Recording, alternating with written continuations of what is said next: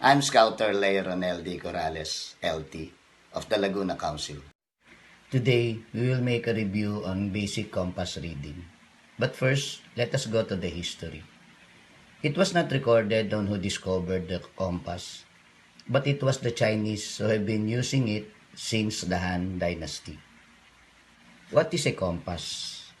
A compass is a precision tool used in finding direction. In finding directions, we have three norths.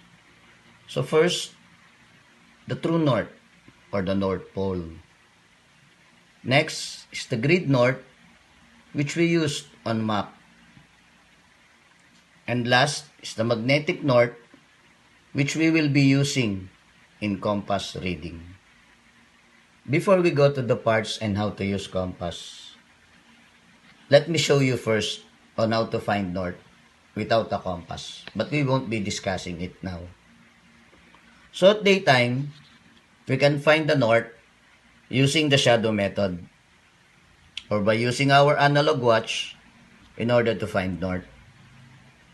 And at night, we can use the stars, wherein the base of the Big Dipper points to the tail of the Little Dipper, which is the Polaris or the Northern Star. But if it is cloudy or you're into the woods, you can use the moss. Or even on the rocks, you can use the moss. You can also use the ant hills, because ants often build their nest on the south or the southeastern part of the tree because it is a little bit warmer. You can also use the needle method, where you just have to dig a hole into the soil, put some water in it, place a leaf on top of the water, and then magnetize the needle by just rubbing it into your hair around 50 to 100 times to magnetize it. But you wouldn't know if it is pointing south or pointing north. So you have to know how to find the east and the west. And let me show you one way of finding east and west.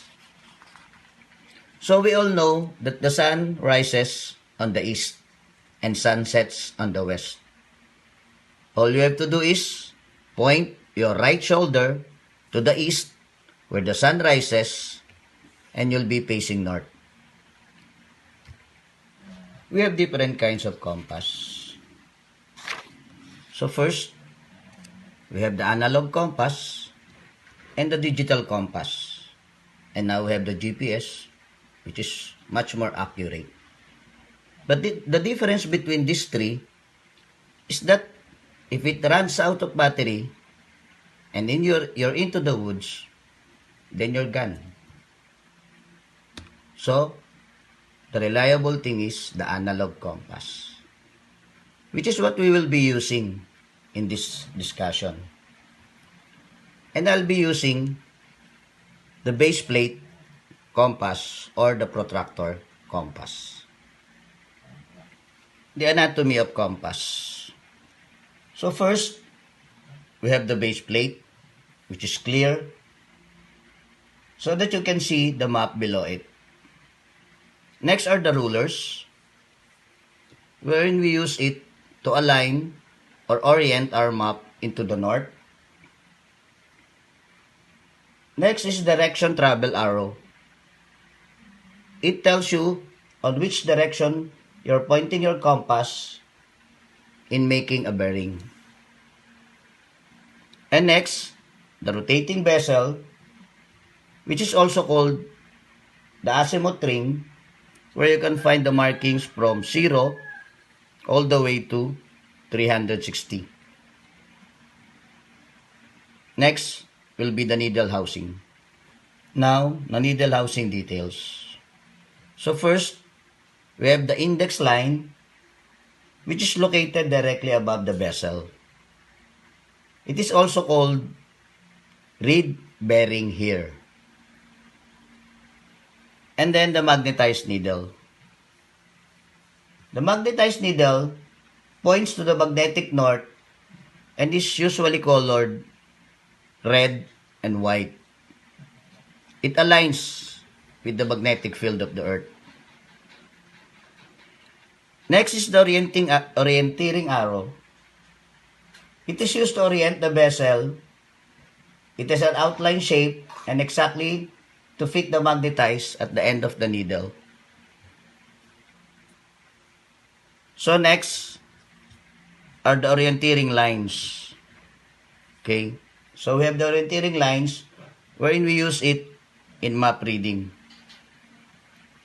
And then the declination adjustment, well, we also use this in map reading, but we won't be discussing it today. Let me share to you how to use the rulers in scaling maps. So my base plate compass has a scale of 1.5 and 1.25. So if you'll be scaling the map, if you'll be walking this stretch in the map, it will be 1 kilometer walk. So let me give you an example of a map. At the bottom of every map, you can see the scale. Now as you can see, this is scaled at 1.6 and my ruler is only 1.5 and 1.25. So all we have to do is get a string to find how many more kilometers are we going to walk. So for example, a starting point will be here, point A, and our point B will be here, our destination. And then the black line is the road. So all you have to do is measure it, follow the curves, the road,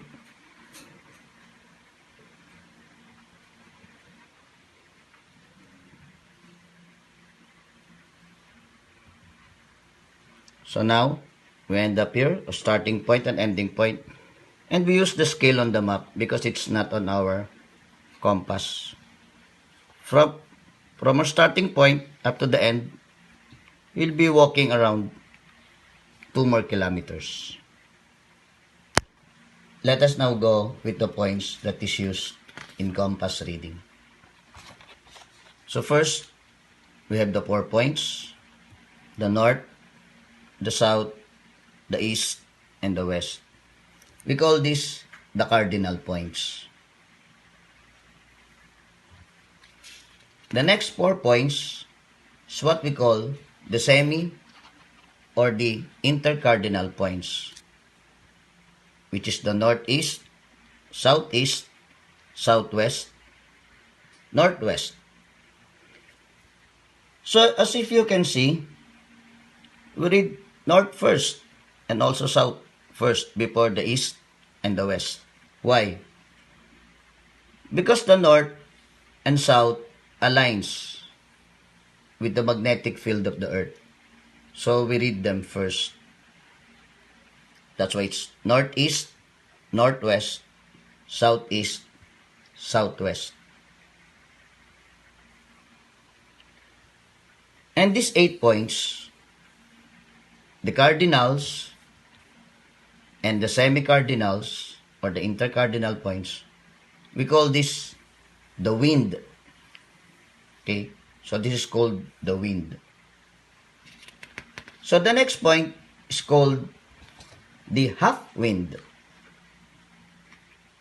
Okay, the half wind, which is the north-northeast, east-northeast, east-southeast, south-southeast, south-southwest, west-southwest, west-northwest, north-northwest. So as if you can see, in between the middle of the northeast, so this is the northeast side. In the middle of the northeast, it is much nearer to the north. That's why we read it north, northeast, north, northeast. And on this other half, which is much nearer to the east, so we called it east, northeast. and so on and so forth. So we call this the half wind. Now, we'll go to the next 32 points, but we won't be using it. I'll just show you. So now we call this the quarter wind. Okay? Wherein in between the north, northeast, and north, you call it north by east. Next is northeast by north. So on and so forth. But we won't be discussing it. We'll be discussing only up to the half wind. Before we begin with finding our bearing, you must know this first. The magnetized needle and the orienting arrow. Okay, only these two parts. Because this is very important in finding the bearing. So now,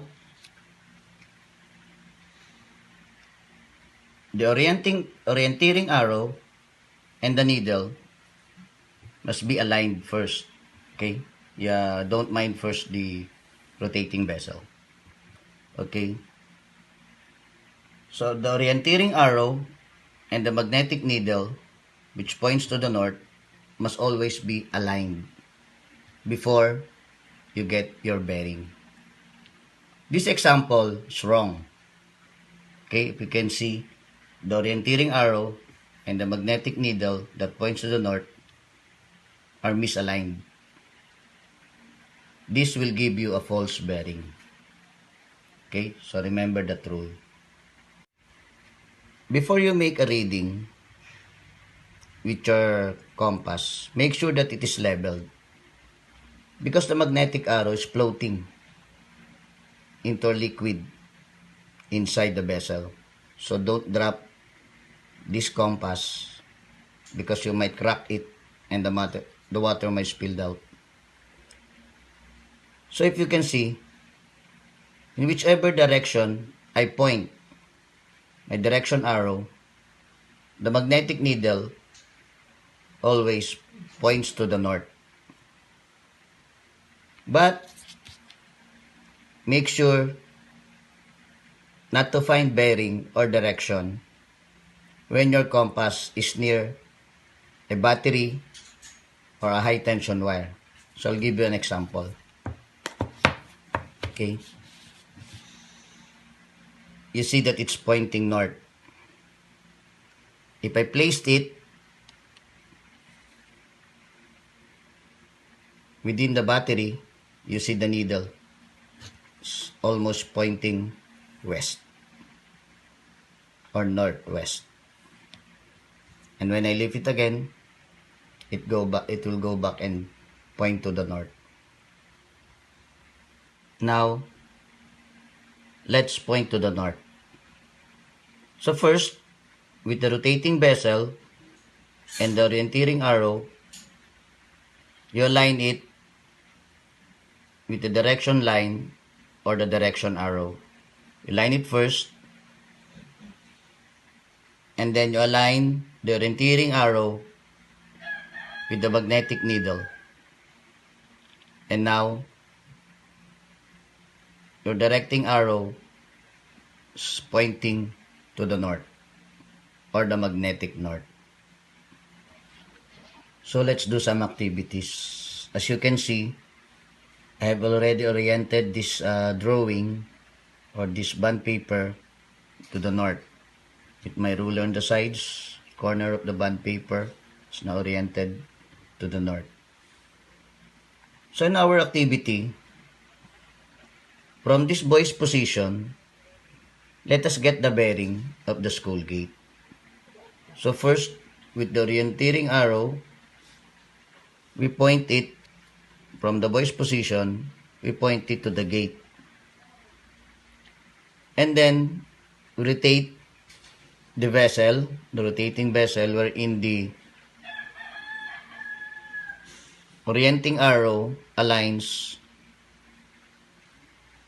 with the magnetic needle pointing north. So now, we have to read the bearing. Okay, with the index arrow, the reading is 300 degrees. Okay, 300 degrees northwest, or to be accurate, 300 degrees west northwest.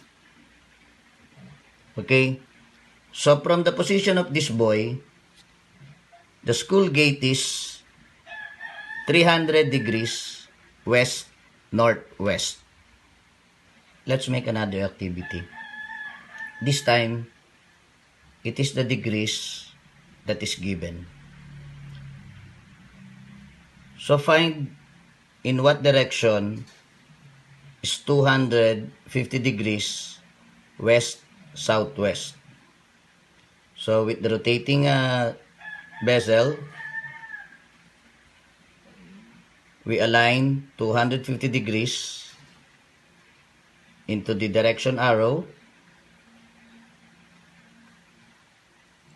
and then by rotating the compass with you align the orienteering arrow with the magnetic needle. Okay, you don't have to rotate the bezel.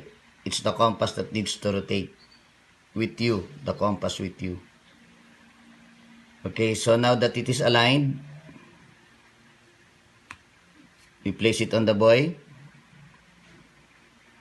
250 degrees west southwest. So your direction now is going to the principal's office. So for our next activity, you get a bond paper, fold the corner from right to left.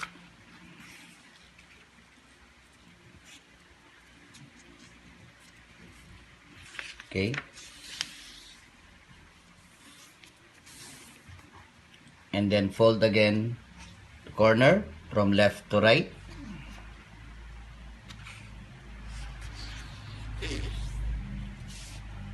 Okay. Then cut the edges.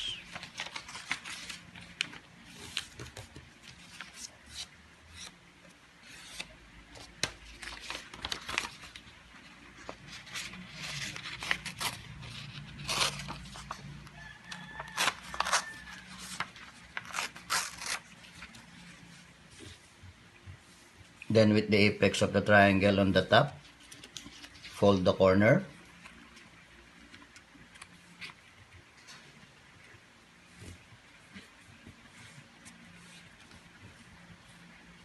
And then fold again the corner from right to left.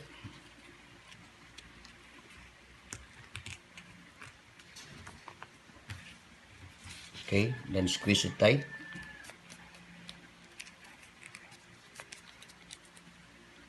Then open it.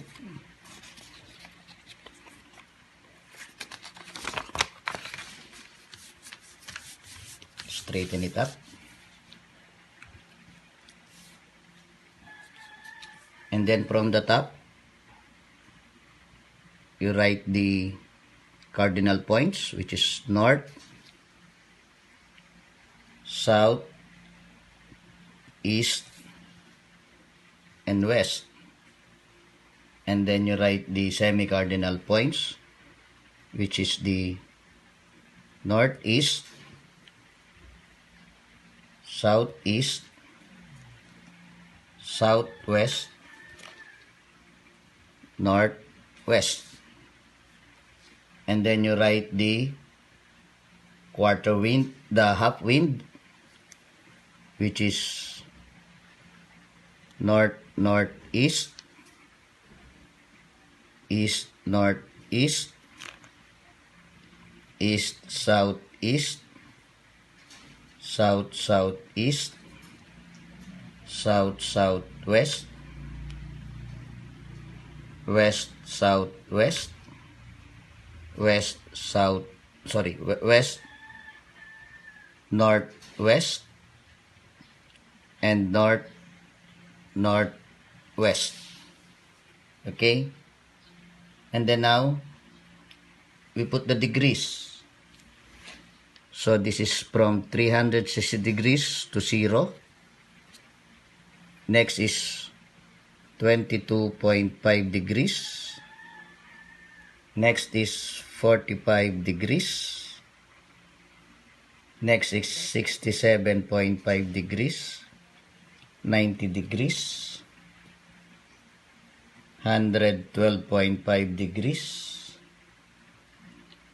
Next is 135 degrees. Next is 157.5 degrees.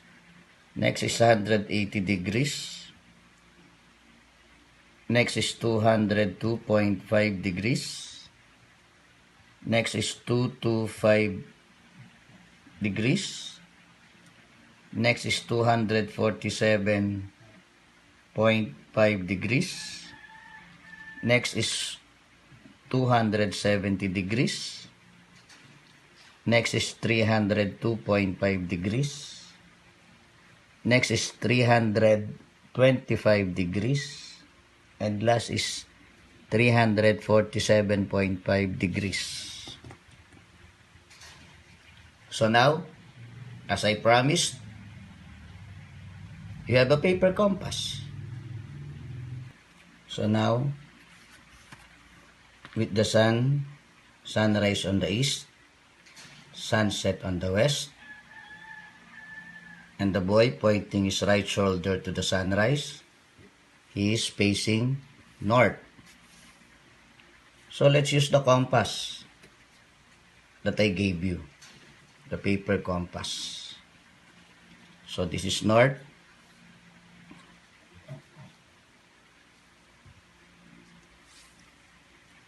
So the plug pole is north or 0 degree. The library is 45 degrees northeast. The gym is 90 degrees east. The canteen is 135 degrees southeast. The garden is 180 degrees south. The principal's office is 225 degrees southwest. The classroom building is 270 degrees west. And the school gate is 325 degrees northwest. So there you go. Our paper compass. So, there we go.